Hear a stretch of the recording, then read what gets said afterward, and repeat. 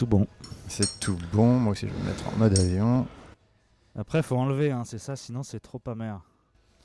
Ouais, je pense. Oui. Sinon, ça va être trop infusé. Toi, t'as pris quoi ? Jasmin. Jasmin. Bon, bah écoute, si t'es prêt, moi je suis prêt. Ouais, allons-y, quand tu veux. Dream & Co. Interview. Salut à tous, soyez les bienvenus pour cette nouvelle émission de Dream & Co. Nous sommes à l'ISO Café. L'ISO Café, un endroit que j'adore, vous le savez, c'est pas la première fois. Il me fallait un endroit merveilleux pour accueillir un invité extraordinaire, incroyable.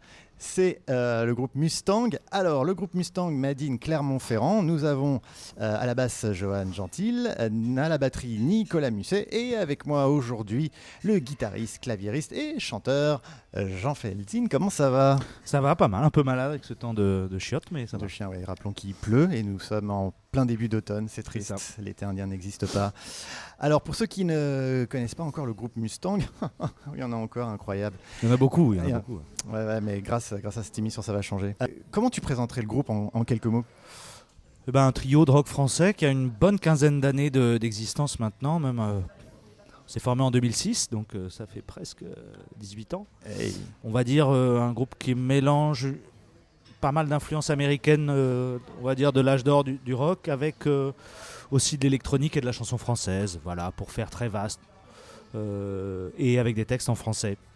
Et voilà. Qui a eu l'idée de créer le groupe ? Comment il est né ? C'est difficile à retracer parce qu'on s'est rencontrés avec le batteur historique, l'ancien batteur Rémi Faure, Johan Gentil et moi. On s'est rencontrés en seconde au lycée Jeanne d'Arc à Clermont-Ferrand. Et je ne saurais pas vraiment dire de quelle manière le groupe s'est formé, quoi. Ça s'est fait un peu de manière... Moi, j'avais commencé plutôt par la batterie, mais petit à petit, j'ai joué de la guitare, puis j'ai pris goût à écrire des chansons. On s'est mis à répéter. Et là, quand on a eu une poignée de chansons, on s'est dit quand même c'est sérieux, il faut qu'on répète régulièrement, qu'on essaie d'enregistrer, d'abord tout seul, et puis d'essayer de trouver un label et de faire des concerts. Mais c'est difficile de retracer, de dire une chronologie, on ne s'est pas toujours appelé comme ça. On a eu des guitaristes qui sont passés, qui sont repartis, dont un qui nous a laissé ce nom de groupe d'ailleurs, qu'on déteste. Mais... Alors, Mustang ?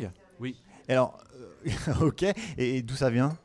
C'est-à-dire qu'on avait 16-17 ans, on découvrait, parce qu'on venait pas de famille où il y avait beaucoup de musique, donc on découvrait un peu la musique des années 50-60 américaine. Donc c'était un nom très cliché qui nous semblait renvoyer à ça et qui nous a un peu enfermés, parce que on n'a jamais fait vraiment une musique de puriste, donc ça... Au bout d'un moment, on l'a plus supporté, quoi. Mais ouais. C'est pas grave, il est là, c'est pas très grave. Et là, puis ça reste.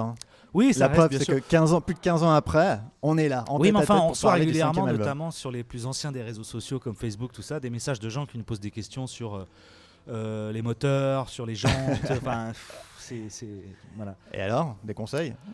Oui, on essaie quand même de les conseiller comme on peut. Alors plus de 15 ans après, vous êtes toujours là. C'est quoi le secret ? Parce que vous êtes un groupe un peu à part, c'est-à-dire que groupe français hyper connu, et pourtant vous n'êtes pas sur les réseaux classiques de l'industrie musicale. Non, en tout cas on a toujours eu un pied dedans, un pied dehors. Alors hyper connu, je crois pas, avec une petite notoriété, oui. Je sais pas. En tout cas, on a fait des disques en major, on a fait des disques en indé total, on a fait des disques là sur un label indépendant. Donc on a toujours navigué comme ça et pour vous répondre, le secret de la longévité, en partie je pense que c'est aussi l'insuccès parce que ça a fait qu'il n'y a jamais eu d'attente de plaire, de refaire le même disque pour plaire à un certain public. Ça nous a permis de faire toujours ce qu'on voulait et d'avoir envie toujours de prouver qu'on était bon. Donc je le dis presque à chaque interview, mais ce relatif insuccès, on va dire commercial, c'est à la fois une malédiction et une bénédiction. Je pense que artistiquement, c'est très stimulant aussi. Ouais, et puis alors attendez, parce que vous sortez là, le groupe, vous sortez un 5e album, vous faites des scènes en France, mais vous avez aussi fait des scènes à l'étranger. Oui. Donc quelque part, est-ce qu'on avait vraiment besoin d'être dans une grande major ? Non, pas forcément. Alors, il faut voir que le groupe a bénéficié d'une phase à ses débuts, autour du premier EP, du premier album, autour de fin des années 2000. D'un gros buzz parce que, comme souvent les nouveaux groupes, pour peu qu'ils soient un peu originaux, très vite tout le métier s'agite un peu, on gagne des tremplins, on nous file un peu de blé pour acheter du matériel, les bureaux export vous permettent d'aller faire des concerts à l'étranger, donc on a beaucoup bénéficié de ça au tout début. Mais ça fait quand même un moment qu'on n'est pas parti à l'étranger. La dernière fois, c'était avec Blondie en 2017, dont on parlait. Aventure incroyable. Les gens qui me connaissent, ils savent que j'adore. Effectivement, vous avez fait la première partie du groupe Blondie à l'Olympia. Oui. Là, si je ne me trompe pas, c'est ce que tu m'as dit tout à l'heure, le batteur dit « Waouh, j'aime ce que vous faites vraiment ». Il vous embarque avec eux en tournée en Angleterre. C'est ça, au Royaume-Uni. Et là, c'est pas passé par les tuyaux, disons, de l'industrie institutionnelle, quoi. C'est vraiment passé par eux. Et c'était incroyable, parce qu'on jouait dans des salles vraiment démesurées par rapport à ce qu'on avait pu connaître avec un groupe qui plus est anglophone dans un pays anglophone. Nous, ne chantons qu'en français. Eh ben, c'est ça. On n'avait pas une seule chanson en anglais dans le set, et pourtant on arrivait à peu près à embarquer les gens les soirs, donc ça c'était cool. Comme quoi le langage de la musique est universel, hein, c'est la preuve. Oui, puis ça évacuait une question, parce que Mustang, on nous parle souvent des textes. Parfois, certains gens du rock peuvent trouver que c'est ça qui fait chanson française. Pour eux, évidemment, c'est un gros mot. Il n'y avait pas du tout ce problème-là en Angleterre, puisque la chanson française, ça n'existe pas. Donc ils voyaient un trio de rock, un power trio qui jouait ses chansons à sa manière. Ça, c'était assez rafraîchissant. Ouais. Et est-ce que à l'époque, lorsque vous avez commencé à créer le groupe, est-ce que vous auriez pu être attiré par des émissions comme The Voice, Starac ou quoi pour vous faire connaître? Moi, j'y pense. Alors, j'ai une copine qui m'avait dit ça quand j'étais pas au lycée, mais après, qui m'avait dit. Ouais, moi j'aimais bien chanter depuis assez longtemps. Elle me dit tu as une jolie voix, tu pourrais essayer de faire un. À l'époque, c'était la Nouvelle Star qui était qui avait le vent en poupe au milieu des années 2000. Quoi. C'est l'époque où Julien Doré est sorti, tout ça. Donc pour des gens un peu snob, c'était ok d'aller à la Nouvelle Star. Mais je l'ai pas fait. Non, j'ai jamais. Et aujourd'hui, imagine, moi j'ai envie de me lancer dans la musique. Quel conseil tu me donnerais? N'y va pas. Je serais bien mal avisé de donner des conseils, surtout de carrière. Bon, déjà faire ce qu'ils aiment. Dans la mesure du possible, essayer de rester maître financièrement de ce qu'ils font. Même si ça demande énormément de travail, ça mobilise un temps qui malheureusement va pas dans la création. Mais l'indépendance, c'est plus tôt on l'acquiert, plus c'est pratique, quoi. Plus c'est pratique, surtout ne pas trahir ce qu'on est et chanter des choses qui ne nous correspondent pas, c'est ça? C'est ça que oui, mais vouliez? c'est même une histoire d'indépendance de production, de ne pas être soumis au calendrier d'un... S'il y a un contrat, sortir 2 albums dans l'année. Oui, c'est ça. Ce qui peut être... contre-productif quelque voilà, part. Mais ça, c'est pas pour tout le monde non plus. Tout le monde n'est pas voué à faire de l'administration parce que ça demande d'être vraiment son propre producteur. Nous, ça nous est arrivé. Là, c'est pas le cas sur ce disque-là, mais ça demande beaucoup de temps. Mais c'est sûr qu'à la fin, on est maître de son truc, de son calendrier, de son pognon. Et ça, c'est la liberté que Mustang aime. Oui, en partie, même si là, on a choisi de se soulager, puis on a trouvé un label qui vraiment travaille bien. Comment dire, c'est pas une fin en soi, mais tout dans l'histoire de la musique, on voit que tous les grands artistes, les Prince, Stevie Wonder, tout ça, ont été en quête d'être leur maître financièrement et artistiquement de leur travail. Leur production, etc. Ouais. On va parler de ce nouvel album, Mega Phoenix. Alors, on va déjà parler de la pochette. Est-ce que tu peux nous dire quelques mots sur cette pochette qui est une petite œuvre d'art, hein? Je le mettrai sur les réseaux. Une œuvre d'art, on peut le dire puisque c'est pas nous qui l'avons faite. C'est une œuvre d'Okusai, le peintre et graveur japonais, qui représente un phénix. Voilà, c'est une peinture sur bois qui est très belle, que j'avais mise à la base. Vous savez, au début, quand on travaille sur un disque, quand on envoie des versions qui sont seulement à l'état de mix, on fait un SoundCloud privé et on met une pochette. On n'avait pas encore la pochette, donc j'avais googlisé Phoenix Okusai parce que j'aime bien Okusai, j'aime bien l'art japonais en général. Et j'avais mis ça. Et on a imaginé plein d'autres pochettes après, mais le batteur nous a dit mais en fait vous êtes cons, c'est ça la pochette, vaut mieux laisser ça. Et là, on s'est dit, ok, on va essayer de choper une version super HD. On va appeler le musée Okusai à Tokyo pour récupérer une belle version qui puisse être imprimable de cette œuvre. Ouais. Et puis alors, j'ai envie de dire, c'est cool de mettre en pochette, pas vos têtes, justement. Ben non, ça fait déjà Sur le précédent Memento Mori, c'était déjà une peinture, mais là originale d'un ami peintre à moi, David Simonetta, qui avait fait une peinture de commande. C'est pas facile de faire une bonne pochette avec une bonne photo avec 3 personnes. Faire un beau portrait, c'est pas facile, mais c'est déjà plus facile. 3, c'est dur. Les groupes de 5, c'est encore pire. Voilà, ça s'est imposé comme ça. Et alors, le nouvel album s'appelle Méga Phoenix. Pourquoi ce titre ? Alors, Parce que vous avez survécu à plein de trucs. Qu'est-ce qui s'est passé ?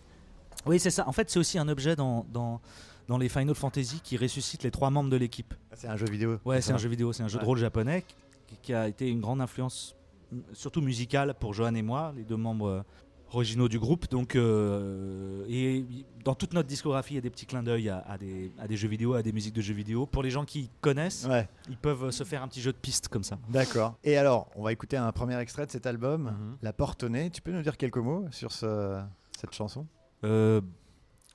C'est une pure chanson de ressentiment. Hein. Je le veux. En fait, je sortais depuis 2020. J'ai eu des projets différents. Il y a Mustang, j'avais un projet avec mon ex-compagne Joe Vedin, et puis j'ai fait un disque solo l'année dernière.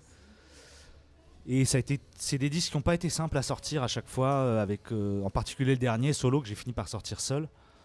De me prendre des vents de label pour le sortir, parce que je l'avais enregistré seul chez moi. Et ouais, c'est très très usant pour les nerfs, parce qu'au bout d'un moment, on se dit, au bout de 6 mois, 9 mois, où on trouve personne pour le sortir, on se dit, mais le disque va jamais sortir, quoi.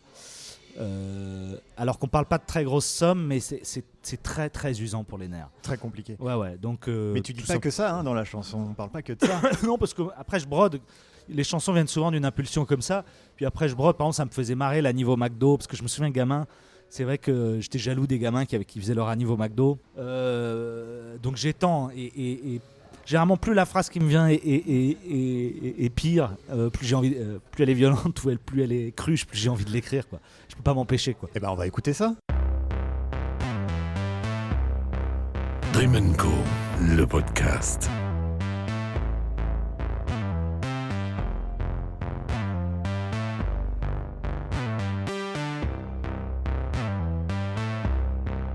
J'explique tout à la sécu,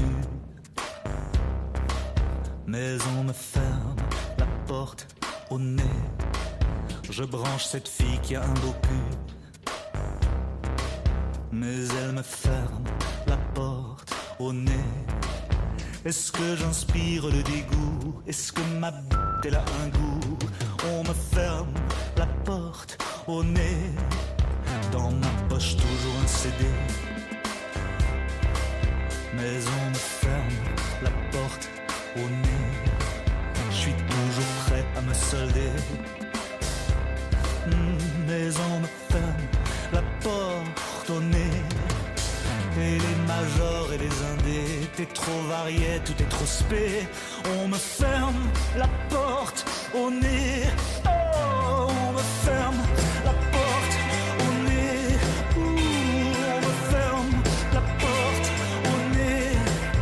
Et les majors et les indés, t'es trop varié, tout est trop spé. On me ferme la porte au nez. Non, non, maman, je fais pas de télé. Ne me demande plus, s'il te plaît. Je fais pas les festivals d'été. Je serai chez moi tout juin, juillet. J'aurai jamais mes annuités. Je travaille pour l'éternité. Je me ferme la porte au nez. Oh, on me ferme la porte au nez. On me ferme la porte au nez. J'aurai jamais mes annuités. Je travaille pour l'éternité. On me ferme la porte au nez. J'arrive à l'entrée du château. Je les vois déjà me rire au nez. Je peux pas goûter le gâteau.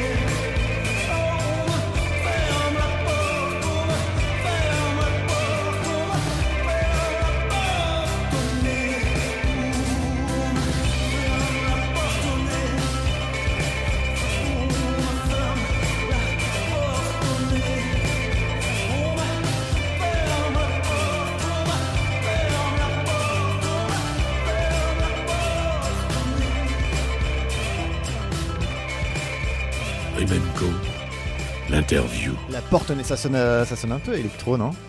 Il y a des éléments d'électronique, Ouais. il y a un riff de synthétiseur, c'est un riff que j'ai trouvé chez moi au synthé. Parce que faut dire que dans cet album, excuse-moi de te couper, mais par rapport aux autres, il est hyper varié musicalement, quoi. Oui. Musicalement, on voyage. Oui. Clairement, je pense à des chansons, il y a Aigre Doux, qui est une de mes préférées, La Porte au Nez qu'on vient d'écouter, un petit Je ne suis plus aimé, un petit côté Badabadoum, Michel Legrand un peu, je trouve. Un petit peu dans la mélodie, ouais. Et puis on retrouve un peu le rock qu'on aime chez Mustang. C'était quoi la volonté de cet album? C'était d'explorer de nouvelles choses, de faire une carte de visite de ce qu'on sait faire? Au fond, je pense que tous nos disques ont été très variés, parfois trop, au point de dérouter un peu, de déjouer un peu des étiquettes. Mais on a toujours aimé des formes de chansons assez différentes. J'imagine pas faire un disque. Il y a des gens qui font ça très bien, hein, vraiment. Il y a des disques que j'adore qui sont. Il y a une formule de songwriting qui est appliquée à chaque chanson. Et ça fait un style qui est très unifié comme ça. Nous, on n'a jamais su le faire. Donc les chansons, ça vient pas d'un plan. Les chansons sont venues comme ça. Donc il y avait une chanson un peu chanson française brésilienne comme Barbelé. Il y avait la chanson d'ouverture avec les violons. C'est vraiment très empirique, quoi. Après, on essaie de l'unifier un peu avec la production, mais ça a toujours été comme ça. Et puis il y a un truc aussi, mais j'ai jamais aimé. C'est pour ça que on n'a jamais été des puristes. J'aime pas l'idée que dans le rock au sens large, il y ait des règles. C'est pas drôle, quoi. Le rock, c'est quand même une musique qui est censée être amusante à faire, rebelle un peu, écouter. Genre puis pas suivre des... libre. Enfin, on est censé faire ce qu'on veut, quoi. Si c'est pour dire non, il faut telle guitare pour faire ce genre de truc, non, il faut tel tempo pour ce genre de truc, ça me fait chier, quoi. Ça. Et justement, quand vous avez préparé cet album, parce que vous avez mis 2 ans à peu près pour... Oui, parce qu'on l'a enregistré sur des petites sessions très éparses sur 2 ans en particulier, parce que chacun a sa vie, on vit pas dans les mêmes villes, donc c'était pas simple. Alors justement, comment vous faites quand on vit pas dans la même ville? Toi, tu écris les chansons, c'est ça? La plupart, mais Johan compose aussi un peu. Ouais. Et vous vous retrouvez, telle date on se retrouve, on enregistre, ou chacun enregistre dans son coin ou... Non, c'est vraiment telle date on enregistre, on communique avant sur des maquettes ou des trucs, même si on a fait très peu de vraies maquettes poussées sur ce disque-là. Et puis on se retrouvait généralement des séances de 2 à 3 jours. Je sais pas, mis bout à bout, on a dû faire 2 semaines, quoi. Sur 2 ans, quoi. Pas mal. Le ratio, oui. Pas mal. Et alors quand on écoute l'album, les paroles parfois sont assez acides, assez cash. Je pense à une chanson comme Chanson française. On va pas se mentir, on va pas se faire que des amis avec cette chanson. Tu pensais à qui? Je pense à tout, disons. Je pense à une vision de la chanson française que j'aime pas, que je trouve très réductrice, qui serait qu'elle doit être très littéraire, très métaphorique, en particulier pour parler de sujets comme les vrais sujets, je sais pas, la mort, le sexe, l'argent. Vous, dans les paroles, vous êtes un peu plus trashouille dans Mustang. Oui, même, bien hein. sûr. On n'hésite pas à dire le mot beat, non, bien par sûr, exemple, mais ou autre. Et ça rime. Ça rime. Oui, il y a quand même des rimes. Mais disons que je me suis toujours méfié de la chanson littéraire et de confondre la chanson et la poésie, parce que c'est pas la même chose. On la subit pas en termes presque temporels, on la subit pas de la même manière entre un texte lu et une chanson qu'on entend. Il y a des réussites bien sûr de chanteurs qui étaient très proches de la poésie, mais un Claude Nougaro par exemple. Oui, mais encore qu'il est assez musical, Nougaro. C'est-à-dire que ses textes sur papier ressemblent pas à des poèmes. Comme il était quand même fan de jazz, on sent qu'il essaie de placer ce rythme oui, voilà. un peu. Trenet, pareil, mais Trenet, c'est carrément, il arrive à être vraiment au sommet à tous les niveaux. C'est plus la nouvelle génération à laquelle tu penses? Moi, c'est beaucoup plus une histoire de formule. C'est-à-dire que, je me souviens, la formule m'est venue, elle pèse une tonne, elle pèse que dalle. Parce que c'est vrai que l'héritage est lourd et en même temps, c'est vrai qu'à l'étranger, elle pèse pas beaucoup. Donc là, j'ai déroulé la chanson, mais c'est pas une chanson à thèse non plus. C'est-à-dire que c'est un peu les mots qui viennent qui dictent ce qui va. Vous savez, les écrivains disent ça, ils disent les personnages deviennent ce qu'ils veulent au bout d'un moment. Ouais. Donc les chansons, ça peut être un peu comme ça.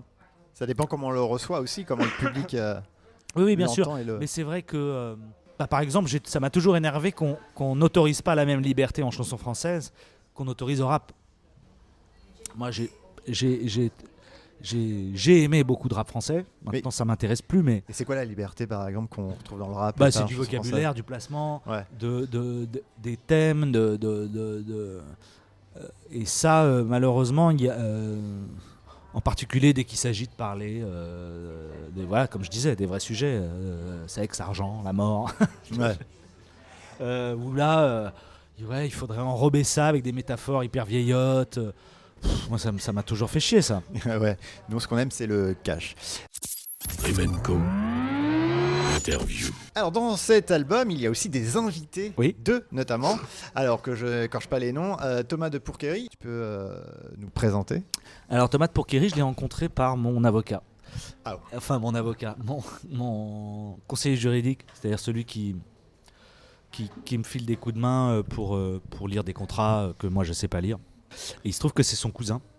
Et je connaissais le musicien, bien sûr, je l'avais vu jouer. Je l'ai vu à la Cigale il y a quelques mois, c'était super. Et pour dire, c'est un peu le premier disque qu'on a des invités, qu'ils soient instrumentaux ou chanteurs. Et on s'était dit quand même il était temps de sortir un peu de l'autarcie et Parce que vous faites un et duo d'ouvrir un musical peu la maison. avec lui. Vous faites un duo musical quelque part avec lui. Oui, c'est-à-dire qu'il est, même si, bon, en l'occurrence, ça s'est fait à distance, Ouais.